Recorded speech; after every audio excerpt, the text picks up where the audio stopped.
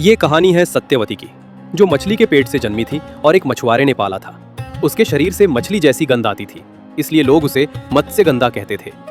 वो अपने इसी दोष से बहुत दुखी रहती थी। एक दिन वो नाव खेते हुए महर्षि पराशर को नदी पार करा रही थी। सत्यवती की जंगली सुंदरता और ताकत देखकर ऋषि पराशर उस पर मोहित हो गए। कामांध होकर उन्होंने तुरंत उससे शारीरिक संबंध के लिए कहा। सत्यवती डरी नहीं, वो एक चतुर और साहसी महिला थी। उसने ऋषि से कहा, ऋषिवर, आप एक तपस्वी हैं और मैं एक कुमारी कन्या, ऐसा संबंध तो अधर्म होगा। इसके अलावा देखिए तो इस नदी के दोनों किनारों पर लोग खड़े हैं, हमें कोई देख लेगा। महर्षि ने कहा, तुम चिंता मत करो, और उन्होंने तुरंत एक मंत्र से चारों ओर एक घना सा कोहरा पैदा कर दिया, जिससे पूरी नाव एक अंधकारमय एकांत द्वीप जैसी बन गई। तब सत्यवती ने अपनी शर्त रखी। उसने कहा, ठीक है, मैं आपकी इच्छा पूरी करूंगी, लेकिन बदले में आपको मुझे एक वरदान देना होगा।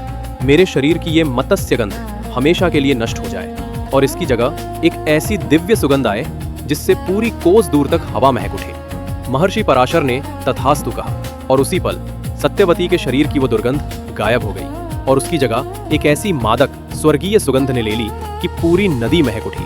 उसका नाम पड़ा योजनगंधा। उसी एकांत में, उसी नाव पर उनके संयोग से तुरंत ही एक पुत्र का जन्म हुआ।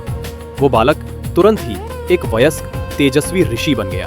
उसने अपनी माँ से कहा, माँ, मैं चला जाता हूँ, लेकिन जब भी तुम्हारे मन में मेरा विचार आएगा, मैं तुरंत तुम्हारे सामने प्रकट हो जाऊंगा। और इस तरह मत्स्यगंधा योजनगंधा बनी और उसी पुत्र ने आगे चलकर संपूर्ण महाभारत की रचना की। उसका नाम था महर्षि वेदव्यास।